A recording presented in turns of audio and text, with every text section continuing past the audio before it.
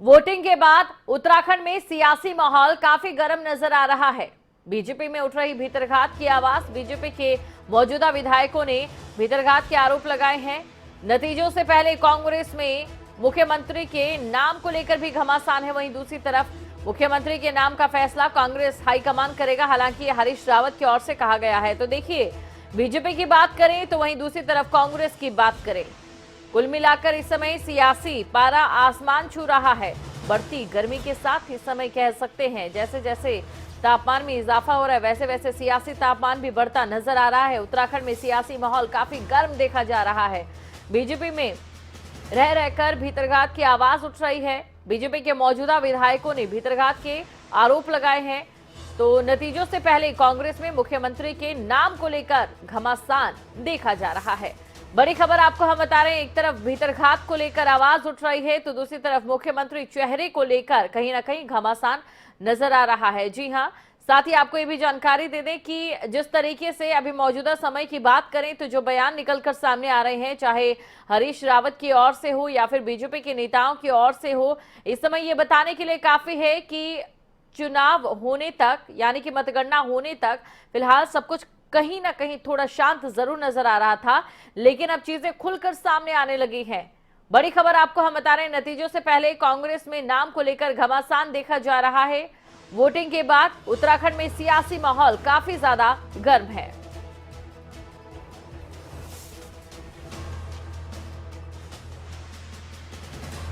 खबर पर अधिक जानकारी के साथ ब्यूरो चीफ राव शफात अली हमारे साथ जुड़ चुके हैं। राव शफात अली, देखा जाए तो देखिए वोटिंग तक सब कुछ शांत फिलहाल नजर आ रहा था, लेकिन वोटिंग खत्म होने के बाद सब कुछ अब खुलकर सामने आता हुआ लग रहा है।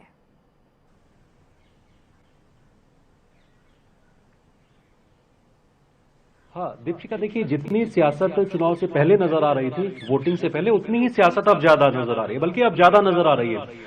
अब अगर कांग्रेस की बात करते हैं, कांग्रेस खेमे की, तो पहले सियासत थे, खेमेबाजी थी, गुटबाजी थी टिकट बंटवारे को लेकर के, मुख्यमंत्री चेहरे को लेकर के। लेकिन 14 को जैसे ही मतदान हुआ उसके ठीक शाम को भाजपा और कांग्रेस दोनों के बीच में जो गुटबाजी नजर आई वो पहले नजर नहीं आई थी। अगर कांग्रेस के पहलू से बात करते हैं तो कांग्रेस में अब सिर्फ इस बात का झगड़ा है क्योंकि कांग्रेस को लगता है कि वो सत्ता में आ रहे हैं, पूर्ण बहुमत के साथ सत्ता में आ रहे हैं। अब कांग्रेस में जो झगड़ा स्टार्ट हुआ है वो ये है कि मुख्यमंत्री कौन होगा सूबे का अगर कांग्रेस सत्ता में आती है। तो इसके लिए देखिए हरीश रावत का नाम पहले से लिया जा रहा था, पूर्व मुख्यमंत्री भी रहे हैं, और क्योंकि बिल्कुल, राव शफात अली हमारे साथ बने हुए हैं और इसी बीच दर्शकों को जरा कुछ और भी बता देते हैं क्या कुछ अंदरूनी खाते जो बातें निकलकर सामने आ रही हैं। कैबिनेट मंत्री विशुन सिंह चुफाल ने आरोप लगाया है, वहीं यमुनोत्री से उम्मीदवार केदार सिंह रावत ने भी आरोप लगाए हैं। किस किस ने लगाए हैं भीतरघात के आरोप वो हम आपको बता रहे हैं। चंपावत से विधायक कैलाश चंद्र गैतोड़ी ने भी आरोप लगाए हैं। साथ ही आपको ये भी जानकारी दे दें कि सविता कपूर ने भी पार्टी में भीतरघात का आरोप लगाया है। बीजेपी विधायक संजय गुप्ता ने आरोपों की शुरुआत की और उसके बाद एक के बाद एक आवाज यहां से उठनी शुरू हो गई। संजय गुप्ता ने बीजेपी प्रदेश अध्यक्ष पर आरोप लगाया है और साथ ही आपको ये जानकारी दे दें कि मदन कौशिक पर चुनाव हराने की साजिश करने के आरोप लगाए हैं।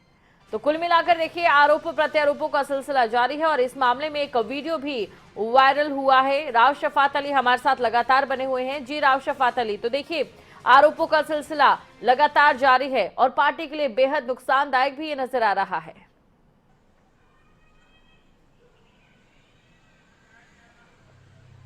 हाँ दीपिका, जैसे हम कांग्रेस की बात कर रहे थे, कांग्रेस में अब गुटबाजी इस बात को लेकर के है कि मुख्यमंत्री कौन होगा, क्योंकि कांग्रेस को लगता है कि सत्ता में वापस आ रही है, कांग्रेस पूर्ण बहुमत के साथ वापस आ रही है। अब क्योंकि खेमे में बढ़ी थी कांग्रेस, अगर चुनाव से पहली बात करते हैं यानी 14 फरवरी से पहली बात करते तो टिकट बंटवारे को लेकर के बहुत ज्यादा गुटबाजी नजर आई थी और नतीजा यह रहा था कि मुख्यमंत्री फेस को लेकर के गुटबाजी नजर आई थी। हाईकमान ने तलब किया था पूर्व मुख्यमंत्री हरीश रावत को, प्रीतम सिंह को और तमाम जितने भी बड़े नेता हैं उत्तराखंड के कांग्रेस के, मुख्यमंत्री फेस को लेकर के थोड़ा सा विराम जरूर लगा था कि चुनाव के बाद यह फैसला लिया जाएगा, लेकिन दाएं बाएं से यह खबर जरूर आई कि पूर्व मुख्यमंत्री हरीश रावत को ही मुख्यमंत्री का फेस बनाया जाएगा। तो ये अब क्योंकि चुनाव खत्म हो चुके हैं, अब कांग्रेस को लगता है कि वो वापसी कर रही है, एक बार सत्ता में फिर से आ रही है, तो मुख्यमंत्री का चेहरा कौन होगा इस बात को लेकर के अब कवायद चल रही है। देखिए प्रीतम सिंह चाहते हैं कि वो मुख्यमंत्री बने और पूर्व मुख्यमंत्री हरीश रावत चाहते हैं कि वो मुख्यमंत्री बने, और भी कुछ लोग हैं, लेकिन अब गुटबाजी इस कदर छा रही है मुख्यमंत्री पद को लेकर के कि वो जो नेता है वो ये तो बोल रहे हैं कि हाईकमान फैसला करेगा, लेकिन यहां एक लॉबिंग चल रही है। पूर्व मुख्यमंत्री हरीश रावत भी उसी मूड में नजर आते हैं। जब उनका एक इंटरव्यू आया तो उन्होंने कहा या तो वो मुख्यमंत्री बनेंगे या फिर घर बैठेंगे। तो इस बात को लेकर के चर्चा हुई कि पूर्व मुख्यमंत्री हरीश रावत हर सूरत हाल में मुख्यमंत्री बनना चाहते हैं। लेकिन इसमें दो राय नहीं कि पूर्व मुख्यमंत्री हरीश रावत उत्तराखंड की सियासत का, कांग्रेस की सियासत का एक बड़ा चेहरा है। उन्हीं के नाम पर यहां चुनाव लड़ा गया है और जिस तरह से उन्होंने माहौल बनाया है कांग्रेस के पक्ष में, इसका श्रेय हरीश रावत को जाता है। हालांकि तमाम नेताओं ने मेहनत जरूर की है। अब दूसरी तरफ भाजपा के पहलू पर नजर डालते हैं। भाजपा के अंदर गुटबाजी बहुत ज्यादा निकल के सामने आई। भाजपा के जो प्रत्याशी हैं, हालिया विधायक हैं, अलग अलग जगह के, लक्सर के हैं, काशीपुर के हैं, जो प्रत्याशी, उन्होंने ये आरोप लगाया कि उनकी ही पार्टी के नेताओं ने हरवाने का काम किया है। यहां तक कि संजय गुप्ता जो विधायक हैं भाजपा के लक्सर से, उन्होंने तो यह तक आरोप लगा दिया कि प्रदेश अध्यक्ष मदन कौशिक ने उनको हराने का काम किया है। यानी कि भाजपा और कांग्रेस के बीच में जो गुटबाजी पहले नजर आ रही थी वो कम नहीं हुई है, वो और ज्यादा बढ़ती जा रही है। हालात ये हुए कि मुख्यमंत्री पुष्कर सिंह धामी को दिल्ली तलब किया गया, प्रदेश अध्यक्ष को तलब किया गया और हाईकमान ने भाजपा की एक रिपोर्ट मांगी है। उस रिपोर्ट के आधार पर किस तरह की कार्रवाई होगी उसका इंतजार किया जा रहा है। लेकिन हाल फिलहाल की बात करते तो भाजपा के लिए मुश्किलें कम नहीं हो रही है गुटबाजी को लेकर के। और कांग्रेस की अगर बात करते तो कांग्रेस में सीएम फेस कौन होगा, इसको लेकर के चर्चाएं गर्म है। बिल्कुल राव शफात अली, देखिए जब टिकट बंटवारा हुआ तब भी काफी लोग बीजेपी आलाकमान से नाराज कहीं ना कहीं नजर आए थे कि उन्हें टिकट नहीं मिला और ऐसे में बगावत के सुर वहां पर भी देखे गए थे। अब इसके बाद जिस तरीके से भीतरघात के जो लगातार आरोप निकलकर सामने आ रहे हैं, बीजेपी के लिए नुकसानदायक तो कहीं ना कहीं साबित होंगे ही, लेकिन क्या लगता है संभावित समय में आलाकमान इस चुनौती को पार पा सकता है?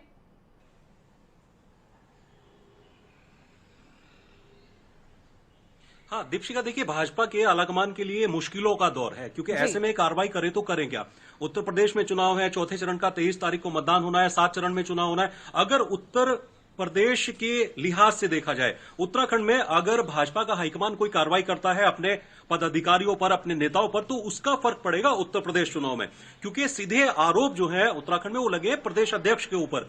प्रदेश अध्यक्ष के खिलाफ अगर भाजपा हाईकमान कोई कार्रवाई करता है तो ये मैसेज जाएगा उत्तर प्रदेश में। तो ये जाहिर सी बात है कि नुकसान हो सकता है भाजपा को उत्तर प्रदेश में। लेकिन जो प्रत्याशी आरोप लगा रहे हैं, अगर उनके ऊपर कोई कार्रवाई होती है, अगर कल दिन वो जीत जाते हैं, जब नतीजे आएंगे 10 मार्च को, तो ये भी मुश्किलों का दौर होगा भाजपा के लिए कि अब कार्रवाई करे तो करे क्या। इसलिए मुझे लगता है कि जो नोटिस दिया गया है, जवाब तलब किया गया है, मुख्यमंत्री पुष्कर सिंह धामी को दिल्ली बुलाया गया था, प्रदेश अध्यक्ष को बुलाया गया था, तो अब सिर्फ इस कहानी को 10 मार्च तक किसी भी तरह जो भाजपा के नेता हैं वो रोकना चाहते हैं कि इसी तरह की कोई गुटबाजी ना बढ़े। लेकिन हर दिन एक नया बयान आता है। बिशन सिंह चुफाल ने भी आरोप लगा दिया अब तो कि उनके कार्यकर्ताओं ने उनके खिलाफ ही काम किया है। लगातार ये संख्या बढ़ती जा रही है, कम नहीं हो रही है दीपशिका। और बिल्कुल देखिए, जब चुनाव प्रचार हो रहे थे राव शफात अली, तो बीजेपी सिर्फ इसी चीज पर मेहनत करते हुए दिखाई दे रही थी कि संगठनात्मक तरीके से चुनाव लड़ा जाए और एक मजबूत संगठन का जो एक आदर्श राजनीतिक दल है उसे जनता के सामने प्रस्तुत किया जाए। लेकिन इसी बीच कांग्रेस की भी चुनौतियां कम नहीं है, चाहे बात उत्तराखंड की हो, बात चाहे पंजाब की हो या किसी भी राज्य की हो। कहीं ना कहीं सीएम चेहरे को लेकर जो जंग है वो बार बार क्यों देखी जाती है कांग्रेस में?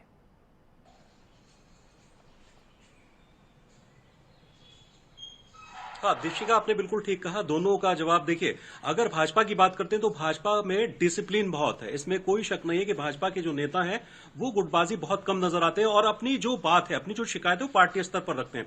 लेकिन इन वाले चुनाव में हमने देखा कि खुलकर के भाजपा के नेताओं ने गुटबाजी देखी गई है। एक दूसरे के खिलाफ जिस तरह के आरोप प्रत्यारोप लगाए वो उत्तराखंड में कभी पहले देखने को नहीं मिले हैं। अब क्योंकि प्रत्याशी खुद ही आरोप लगा रहे हैं कि उनको हरवाने के लिए उनके बड़े नेताओं ने काम किया, तो इसका यह भी पहलू हो सकता है कि शायद उनको हार का डर हो। अगर ऐसे प्रत्याशी, ऐसे विधायक अपने क्षेत्रों में काम करते तो ये शायद आरोप ना लगाते। अब जो गुटबाजी है भाजपा की, जो पहले कभी देखने को नहीं मिली इस कदर, वो आज ज्यादा देखने को मिल रही है।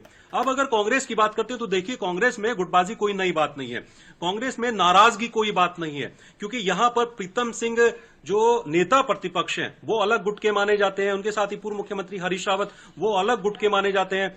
हालांकि जो नेता प्रतिपक्ष पहले थे उस स्वर्गीय इंदिरा हृदयेश, उनका अलग गुट माना जाता था, लेकिन अब कांग्रेस के भीतर जो गुटबाजी है वो पहले से ज्यादा नजर आती है। सिर्फ एक मुद्दे को लेकर के कि सीएम का फेस कौन होगा।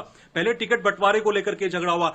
दोनों पार्टियों में अगर कहा जाए तो राज्य की चिंता बहुत कम नजर आती है। यहां चिंता सिर्फ इस बात की नजर आती है कि टिकट किसको मिला, कौन जीत करके आ रहा है और मुख्यमंत्री कौन बन रहा है। सिर्फ यहां जो चिंता और फिक्र नजर आती है वो ये नजर आती है, कुर्सी के लिए नजर आती है, ना कि राज्यवासियों के लिए नजर आती है। बहरहाल अभी कांग्रेस और भाजपा के बीच जो गुटबाजी चल रही है दोनों पार्टियों की आपस में, तो वो बढ़ती नजर आ रही है, क्योंकि अभी और एक फहरिस्त लंबी होने वाली है। कुछ और जो प्रत्याशी हैं भाजपा के वो भी शिकायत करने के लिए दिल्ली रवाना हुए हैं। इसके साथ ही मुख्यमंत्री का चेहरा कौन होगा कांग्रेस में, इसको लेकर के एक लॉबिंग चल रही है। पूर्व मुख्यमंत्री हरीश रावत ने कल एक पार्टी दी थी प्रदेश कार्यालय में, नींबू पार्टी उसको कहा जा रहा है। इसके साथ ही अब प्रीतम सिंह हालांकि वहां पर मौजूद थे, लेकिन वो बहुत मायूस नजर आ रहे थे।